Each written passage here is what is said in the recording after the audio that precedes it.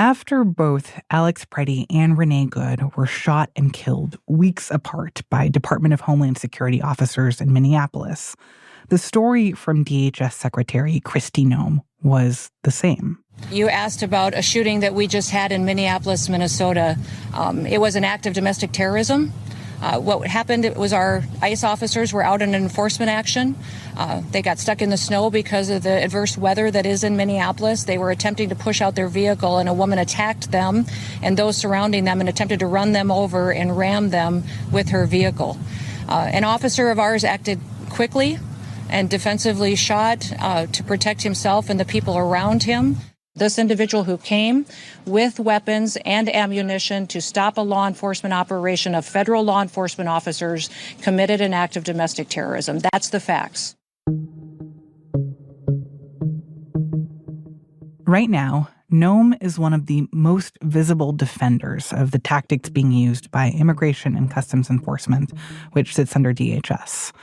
ICE officers and Border Patrol are fanning out across Democrat-run cities. They're deploying to city streets. They're entering neighborhoods and homes to make arrests. They're aggressively spraying protesters with tear gas and even detaining U.S. citizens. DHS officers have been involved in 16 shootings during enforcement operations or at protests since July. They've killed 3 people, including 2 U.S. citizens.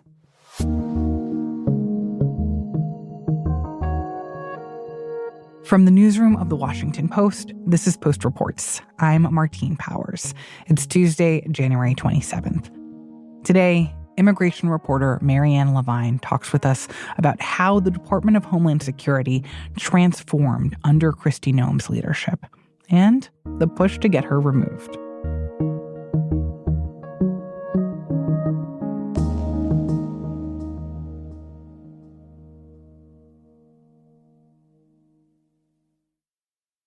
Marianne, thank you so much for joining us. Thank you for having me. So I want to start by having you explain what came before the Department of Homeland Security and how was this agency formed? So the Department of Homeland Security was really formed in the aftermath of 9/11. There was this sense after the terrorist attacks that there needed to be a single agency that could really coordinate and prevent an attack like 9/11 from happening again. So what took place was you had 22 federal agencies and departments that were ultimately combined to address the threat of terrorism. And so it also combined agencies that focused on immigration as well as the Coast Guard and other agencies that focused on disaster management to really have this one entity that would address and coordinate against any potential threats. So then when you think about the Department of Homeland Security, like what did it look like after that remaking? I mean, we have DHS, which I guess is the overall umbrella, but then there are these various kind of subparts of DHS inside of that. Before the Department of Homeland Security was created, we had basically the Immigration Naturalization Service, which handled the issues of immigration. And when DHS was created, there were new sections of the department that were going to focus on immigration. You had CBP, which was Customs and Border Protection, which houses Border Patrol. And you also had the creation of ICE, which focuses on interior enforcement. And so it sounds like in that moment when these new entities were created or kind of shuffled around, that the thought was immigration was going to be mostly focused on anti-terrorism, right? That like you had people in the country that you thought were potential threat or could have American citizens as targets. And so this was a way to like tackle that problem. How has that evolved over time in terms of what we're seeing, the focus of ICE and the focus of CBP or Border Patrol and how they've evolved since this post 9/11 inception? So I think we've seen it evolve in a few ways. We saw in the first Trump administration the shift towards immigration enforcement. Trump was obviously very focused on immigration in his first term as well. But I think what's really different about the second Trump administration is that we're seeing all these resources, this almost like all of government approach that's going towards his mass deportation campaign, where we're seeing federal government employees who are in agencies that are not focused on immigration being reassigned to focus on immigration. And so I think it's just a reshuffling of the resources generally towards one policy area versus an agency that was originally founded from 22 different federal departments that focus on many things that are not just immigration. And it seems like a lot of the impetus behind all of these parts of the federal government focusing on immigration enforcement is because of the leadership of DHS Secretary Kristi Noem. I want to talk a little bit more about her. Obviously, we see her in the headlines a lot these days, but tell me about her background and kind of how she got to this job. So Kristi Noem is from South Dakota. She is someone who came to Congress in 2010 as part of the Tea Party wave, though at the time she did not identify as a member of the Tea Party. And she is someone who we've seen, like many people in the Trump era, really shift in the last 10 years or so. She rose to prominence in the House. She was viewed as a rising star at the time and someone who is willing to work across the aisle. She's, talks a lot about being a rancher, talks a lot about being from South Dakota. She also, after her time in Congress, became the governor of South Dakota in 2019. And that's when people who knew her in Congress say that they saw a shift in her and her approach to messaging and to her image towards the public. Well, what do you mean by that? Like, how did her messaging, her image shift? So from talking to former members of Congress and people who knew her at the time, Noem was, when she first got to the Hill, someone who was viewed as a more low-key member. I spoke with former Representative Adam Kinzinger. He's a Republican who's been very critical of Trump and was in the same class as Kristi Noem in Congress. And Kinzinger told me the story about how she and her husband really tried to avoid doing television at the time because she didn't want to be objectified as a young woman. We've obviously seen a big shift there. She's on television a lot. She's in an ad campaign for DHS thanking Trump for securing the border. Thank you, President Donald J. Trump, for securing our border, for deporting criminal illegal immigrants, and for putting America first. She's definitely been much more media forward in her role as DHS secretary than she was when she was a member of Congress. And from talking to people who knew her at the time, they say that the difference is very drastic from how she was as a Republican member. And she really started to get more attention after she became governor of South Dakota.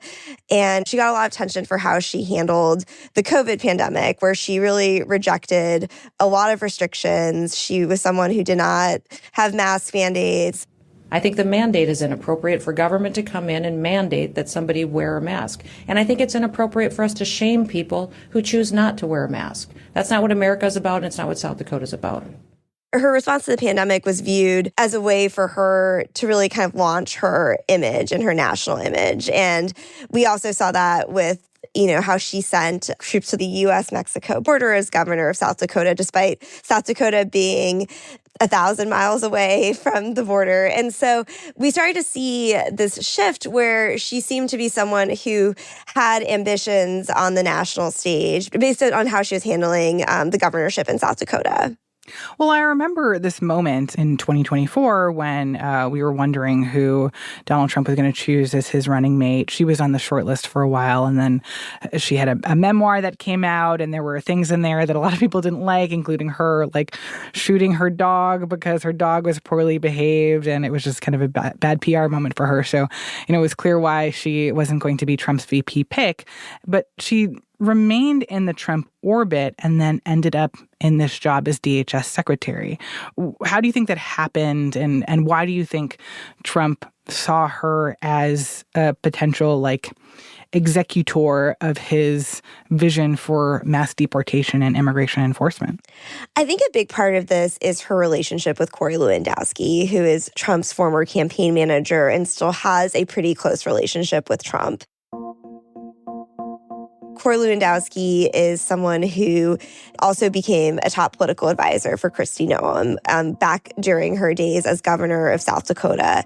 And so I think a lot of roads lead back to Corey when it comes to this question of Noem being at the head of DHS. Corey is also basically her de facto chief of staff at DHS now.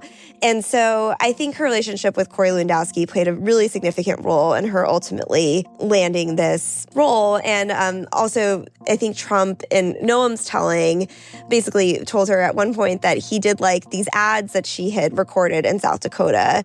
South Dakota's hiring. We stayed open for business during the pandemic. And now businesses are growing so fast, our workforce can't keep up.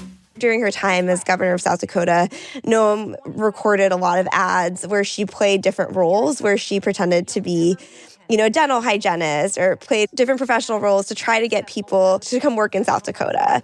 Wait, aren't you Governor Noem? Yes, I am. It's my first day. South Dakota. Freedom works here.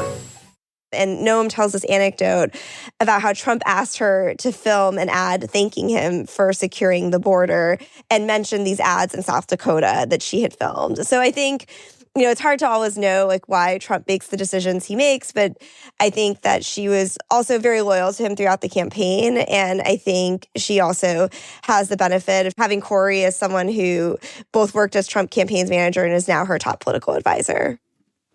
So in the year or so since she's become the head of the Department of Homeland Security, how has she kind of marshaled the resources and purview of this department to really aim it full on at immigration enforcement rather than thinking about, terrorism threats or the other kind of things that DHS used to be focused on in the past? Well, I think we've seen a lot of reassignments for federal agents. And I think that one aspect that's been really significant, especially in light of the shootings that have taken place, is kind of the redirection of the role of Border Patrol, for example. Border Patrol is a division of CBP that really has focused on the border, the U.S.-Mexico border. And we've seen this reshift of Border Patrol's focus into the interior of the United States, which is not a role that they've really played to that extent before. So I think that's one example. Another example is that we've seen FEMA employees really being reassigned to focusing on immigration. And of course, that's the Federal Emergency Management Agency. Yes, exactly. We're seeing people who normally work on disaster relief being reassigned to immigration efforts. And so there has been really this all-of-government approach that we've seen, beyond DHS, but DHS has really been leading that effort by making people really focus on the deportation effort versus other parts that the agency has been historically focused on.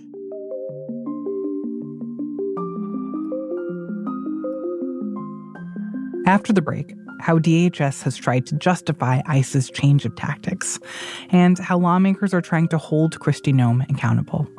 We'll be right back.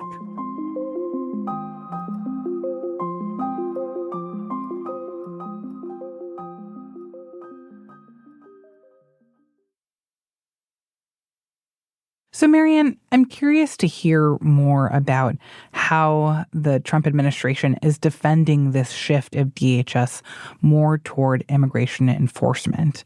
And I can imagine, there are people who will say, look, well, this has always been part of the government's mandate and DHS's mandate. And just because previous presidents didn't choose to prioritize immigration enforcement doesn't mean that it's wrong or out of step with what DHS is supposed to be doing. But I'm curious to hear from you what you've heard from these officials about how this agency has changed over the last year.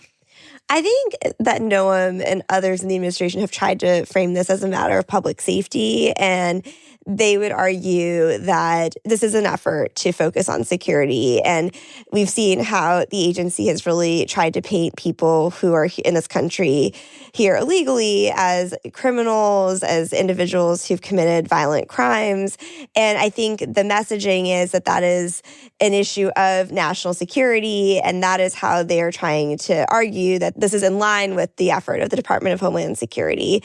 But also in our reporting, we've seen that many of the people who've been arrested don't have violent criminal records.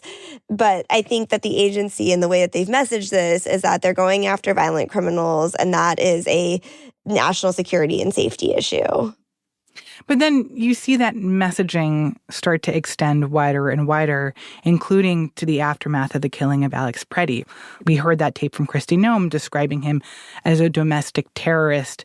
But how are you seeing Noem and other DHS officials kind of use that messaging around what the new DHS is all about? Yeah, I think it really links to this almost reflexive defense of law enforcement that we're seeing, where Noem and other officials at the Department of Homeland Security have emphasized or argued that ICE officers are facing significant threats and assaults. And I think they're really trying to flip the narrative to say that they are the ones being attacked in these situations and that these are all acts of self-defense. And I think that's a real shift from how previous leaders of the Department of Homeland Security have reacted. I think from talking to former DHS officials who talked about Noem's response to, for example, Renee Good's killing, and at least in previous administrations, many people I talked to said that what would have happened would have been that the DHS secretary would have taken a more measured approach, would have not jumped to a conclusion so quickly, and would have proceeded with a cautious investigation before coming to a conclusion about what happened. And I think there's such a jump to defend law enforcement that Noem and also White House Deputy Chief of Staff Stephen Miller have taken on that posture, that at a time it comes without matching what many people are seeing in the videos that's coming out of these incidents. Marianne, tell me more about the legal authority that some of these agencies have here, that ICE has, that Border Patrol has, DHS at large, to do what they're doing in Minneapolis, and whether there are questions about that legal authority. I think there are a lot of questions about the use of force. We've been looking at this question in terms of in what situations can an officer use force. And according to the guidelines, according to protocol, the use of force is typically something that takes place when an officer feels like there is a direct threat to their life and should only be used in that situation. And so I think that DHS would argue in these situations that, these officers were feeling threatened in the shootings that we've seen, and that the use of deadly force was justified, even though video evidence has really called that into question. In terms of the role of Border Patrol being in these cities, Border Patrol actually has a fair amount of leeway to operate in the interior. Basically, they're essentially allowed to operate within 100 miles of the border. And the border can really be a very broad definition. It doesn't have to be the U.S.-Mexico border. And so there is that justification for them operating in the interior that DHS can rely on. But it is very unusual, and it's something that we really haven't seen to this extent before.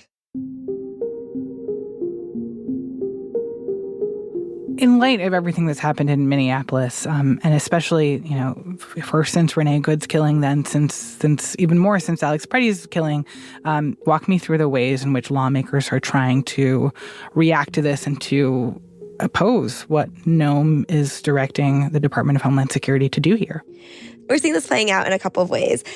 Shortly after Renee Good's killing, Representative Robin Kelly of Illinois introduced articles of impeachment on 3 grounds. The first is obstruction of Congress for blocking members from entering detention facilities. The second is looking at the immigration enforcement tactics that have taken place at DHS under her leadership, including a raid that took place in Chicago last year in the middle of the night and the tactics that were used there.